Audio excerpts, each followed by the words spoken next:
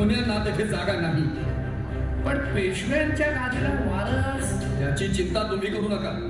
माणसाला 2-2 डोळे असले तरी परमेश्वराला सहस्र नेत्र असतात. पेशव्यांचा वारस तो आज या क्षणी गंगाबाई साहेबांच्या उगरी वाढत आहे.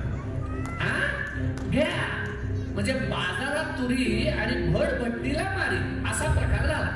शास्त्री बुवा, गंगाबाई साहेबांच्या उतरी नारायणराव साहेबांचा वंश वाढत असेल, पण तो पुत्रच होईल याची शाश्वती कोण देणार? आणि समजा पुत्र झाला तरी तो मोठा केव्हा होणार? पेशवे पदावर बसणार केव्हा? तोपर्यंत ही मसरत काय रिकामी ठेवायची? नारायणाला पुत्र झाला तर तोच पेशवा होईल, पण तोपर्यंत मसरत रिकामी ठेवता येणार नाही. हो, दौलतीच्या दृष्टीनं सुद्धा हे हिताचं नाही. शास्त्री बुवा, घडलेल्या प्रकाराबद्दल आम्हाला खंत आहे. तुम्ही आमचे न्यायाधीश, तुम्ही फक्त न्याय जाणता, पण राजकारणात नेहमीच न्यायाचा काटा वापरून चालत नाही. शास्त्री बुवा, या पेच प्रसंगातून पेशवे घराण्याची आणि दौलतीची इब्रत राहील असा काही मार्ग एकच. शास्त्री बुवा, सर्व जबाबदारी मला स्वीकारली पाहिजे. प्रायश्चित्तानं या पापाचं परिमार्जन होणार असेल तर त्या मी आनंदाने घेऊ. तुमच्या शास्त्रात अशा कृत्याला काही प्रायश्चित्य असलं आहे तर? प्रायश्चित्त आहेच. सांगा शास्त्री बुवा, म्हणाल ती तीर्थयात्रा आम्ही करू. यात्रा करावीच लागेल. कोणती?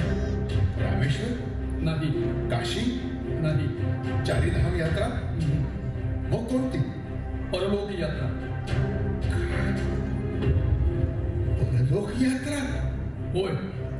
तुमच्या या आसुरी गुन्ह्याला एकच प्रायश्चित्त आहे आणि ते म्हणजे देहांत प्रायश्चित्त.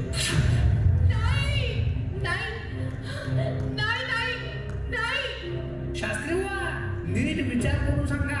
दुसरं काहीतरी प्रायश्चित्त असलंच पाहिजे. हो, दादासाहेब पेशवे आहेत. चिंतोपंत, पेशव्यांची सोय गैरसोय पाहण्यासाठी शास्त्र लिहिली गेली नाही. शास्त्री बुवा, कसलं घोर प्रायश्चित्त सांगितलं, हे स्वीकारणं कसं शक्य आहे? मी फक्त धर्मानं न्यायानं दिलेलं प्रायश्चित्त सांगितलं. ते स्वीकारणं वा अवहेळणं हे तुमच्या हाती. मी माझं कर्तव्य केलं. आज श्रीमंत माधवरावांना दिलेल्या वचनाची पूर्तता झाली आणि त्याचबरोबर या पेशव्यांच्या मसनदीला अभिवादन करून तिच्या निष्ठेपायी मी प्रतिज्ञा करीत आहे. जोवर पेशव्यांच्या मसनदीवर हा पेशव्यांचा खुनी बसला आहे तोवर या राज्यात परत पाऊलही टाकणार नाही. येतो आम्ही. शास्त्री बुवा, धन्य तुम्ही. असं निर्धारानं बजावणारा एक तरी निस्पृह कर्मयोगी निघाला.